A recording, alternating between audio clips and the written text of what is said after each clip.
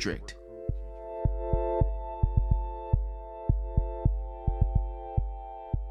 Let's start talking about where we are. We're at Marygrove, and you guys have a really, really interesting school here now, really successful experiment, I think, with a different approach to education, a partnership with the University of Michigan. Talk about what is happening with the school at Marygrove.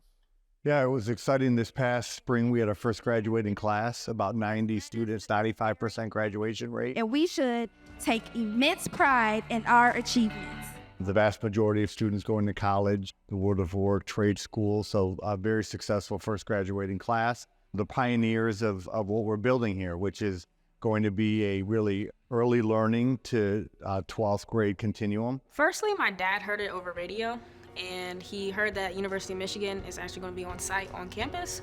So that was the real attraction of being on at Marygrove. What's unique about the partnership with Michigan is not only our different work with the curriculum, so we use our core, a lot of project-based learning and teacher development. So we are training future teachers, mainly for DPSCD, but even throughout the state.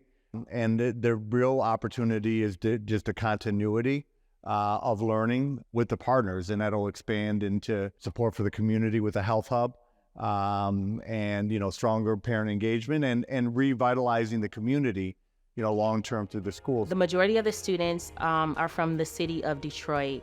So we have an examination process where they have to take an exam in order to qualify to be admitted into the school. It's very intentional about recruiting families from the neighborhood. So it's a nice blend of a more application exam school, but with a neighborhood component. It was a lot of trial and error with figuring out what should the building look like itself. So we did have a lot of construction, but we get to see literally the school from the ground up. Like the lounges that's on every floor, we got to do that.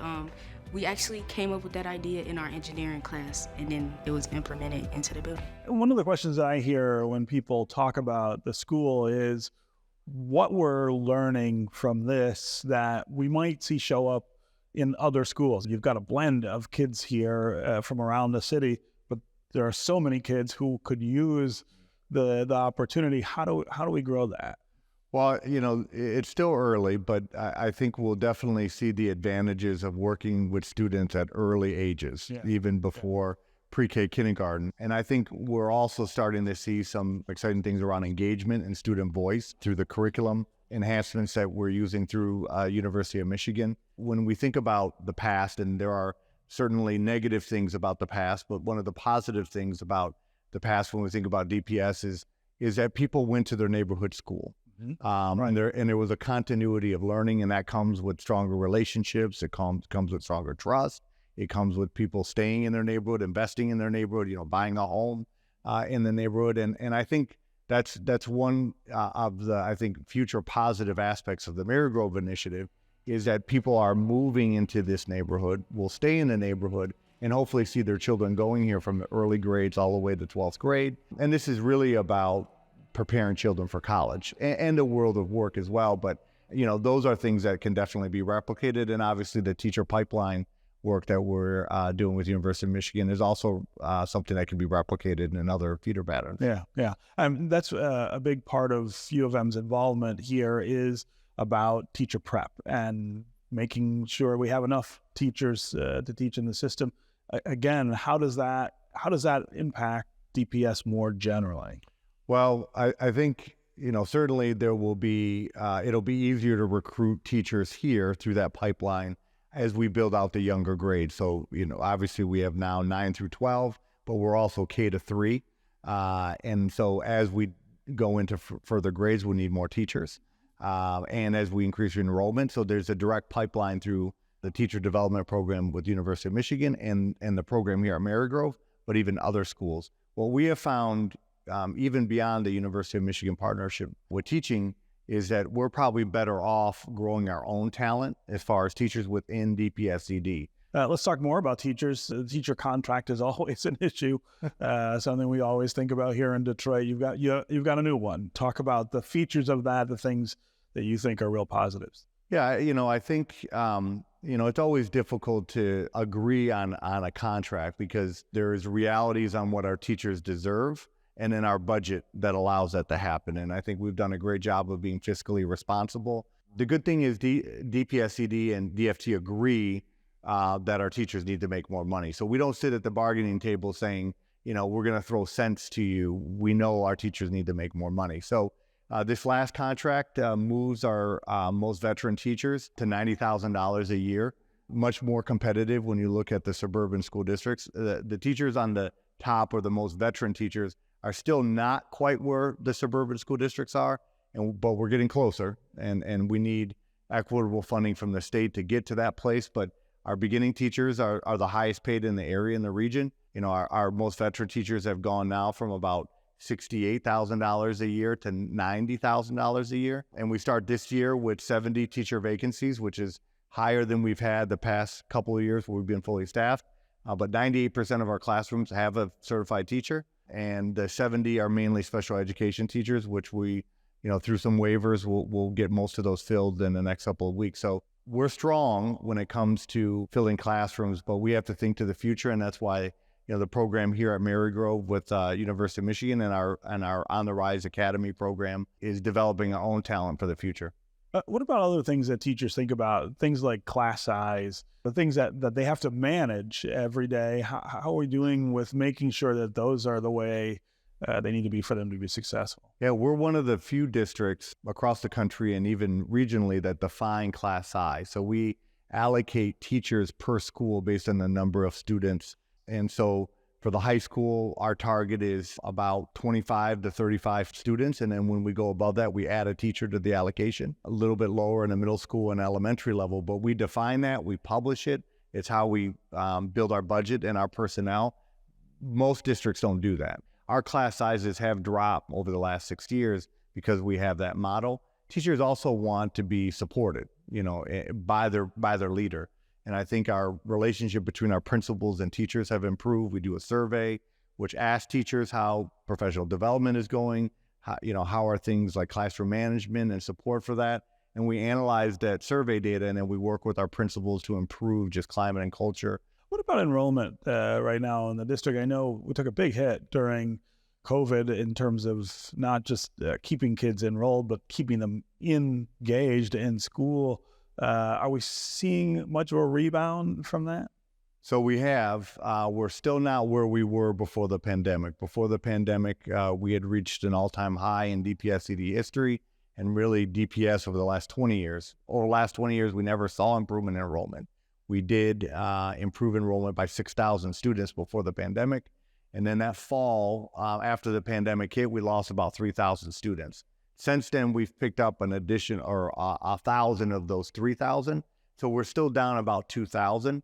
On the positive, we used COVID relief money to fill the gap of our budget, add a lot of new initiatives that we've always wanted to do. Most of those are continuing post-COVID funding, but our budget is balanced based on the reality of losing 3,000 students without one-time infusion of COVID relief funding. So I'm not worried budgetarily about where we stand with enrollment, but obviously we want to enroll more students. So right now, I would say with about 2 weeks of school in, we are at budget level going into this year, and I think we'll increase a little bit more by the end of the year, but I don't think we'll be at pre-pandemic levels with enrollment. So when you talk about making the budget essentially match that expectation for kids, I mean, in this state, the money follows students. If you don't have the students, you can't get the funding.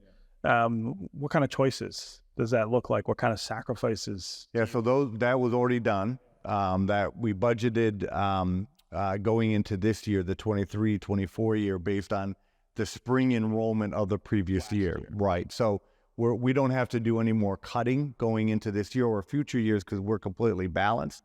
If we increase the amount from the spring, which I will, it'll just be extra revenue. So what we had to do is reduce the number of central office positions we had.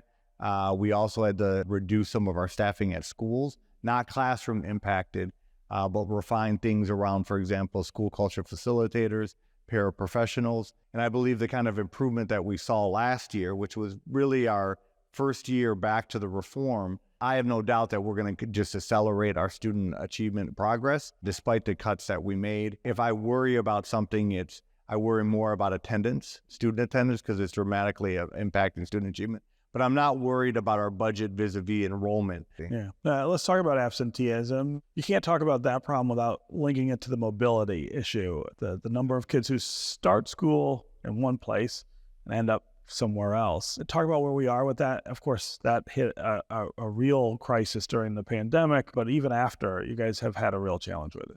Well, as you know, DPSCD, DPS has always struggled with chronic absenteeism, and that's linked to the concentration of poverty in the city. And that's linked to the amount of movement that families experience through eviction, through trying to find jobs, pool resources, but with living with each other. So students can move 2 to 3 times a school year. We've tried to combat that by creating some more uniformity throughout the district around the curriculum. It's standard across the district from pre-K to 12. So even if a student moves, they can really pick up where they left as far as the curriculum is concerned. We've put a lot of dollars into data systems to track students, to follow up with home visits. I think all of that has improved over the years, and we've seen improvement in chronic absenteeism since the pandemic, but our numbers are still higher than they were before the pandemic. Average daily attendance has improved, but chronic absenteeism is one of really 3 areas that have not improved from the pandemic. 1 is enrollment, 2 is chronic absenteeism, and 3, we still have some work to do in mathematics and in the elementary middle school level. But all our other areas have improved since the pandemic. Literacy rates are higher than for the pandemic.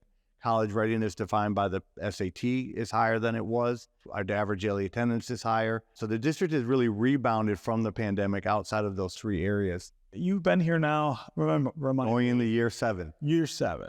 Okay. The second longest I was going to say, that's a long time for a Detroit superintendent, at least in modern terms. Give me an overall assessment of the time you've been here and what you, I guess, are looking forward to as you get longer and deeper into that tenure.